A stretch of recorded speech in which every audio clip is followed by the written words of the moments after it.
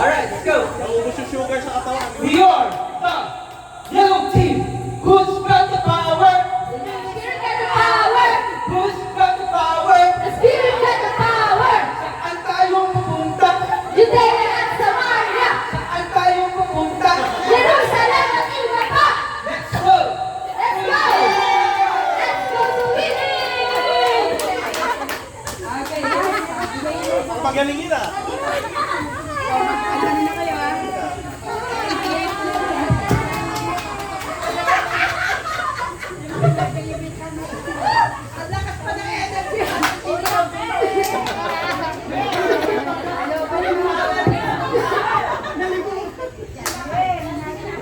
Since malakas pa ang gala, mamaya na sila kakain ulit. Okay, start mo. Wait, ready. Romans, are you ready? Yes, we are ready! We're gonna fight, fight, fight. We're gonna win, win, win. Romans team will fight to win! Oh! Okay. So, nagmimabag-meeting sila. Ating tatawagin ang ating for closing remarks.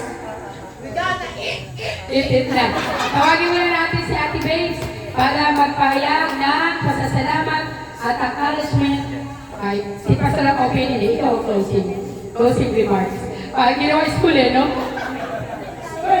First time after so many years. Si Roderick, nagsasabi siya, Ate Babes, tagal na nito baka hanggas pa tayo you remember, no? So, salamat, may ganito tayo ngayon, although, konti pa lang tayo, on our next meeting, Marami na yan. Church na. marami na yan. Mula na. Church-wide po next. Talaga, Church-wide. may nag-umpisa, Nasimula. at pag nakita nila yan, may inspire din sila. Amen. Mag-isa.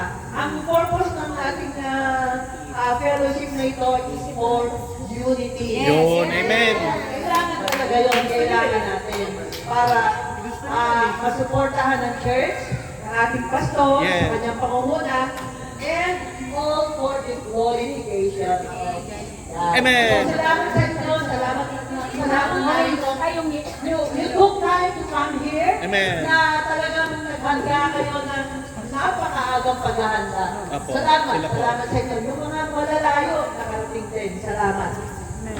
Okay, tawagin natin si Pastor para sa ulit pananalita. Who got the... Okay. Nasa school eh. So, nakakatuwa nga ang church natin na yung pag-ilos ng Diyos. Lahat tayo ay nakikiisa sa programa. At kanina nga sabi ko kay